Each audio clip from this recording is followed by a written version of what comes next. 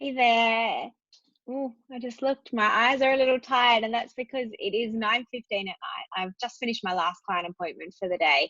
And two clients ago, I had a conversation with someone that I have all of the time. And so I thought rather than continuing to try and explain this concept, what I might do is do a quick video and then I can send people to watch it. So with this client, she has a component of her income that's self-employed. Based on the tax returns that she's done so far, we don't have enough income to do what she wants to do. So this next tax year ending 30th of June is going to be really important for us to assess her borrowing capacity. Now, what I want her to do is work as much and as hard as she possibly can to get as much self-employed income during that time, obviously, within reason. But everything that she can bring in during this next period of time is going to be really, really important. And we're going to be looking at a lender that will look at 1 year's self-employed returns for her. And there's a couple of those that we use pretty regularly.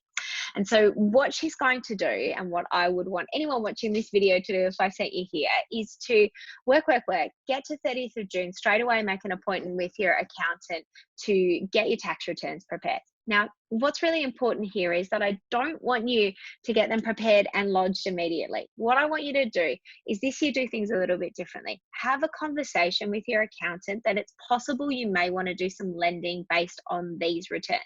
Now, accountancy, the good accountants, it's like an art form.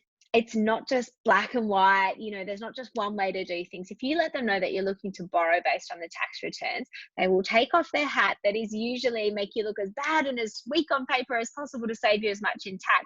And they can talk to you about different things that they can do as far as showing the business in the best honest possible light. So it's really important. Number one, let your accountant know that you may want to borrow based on these tax returns.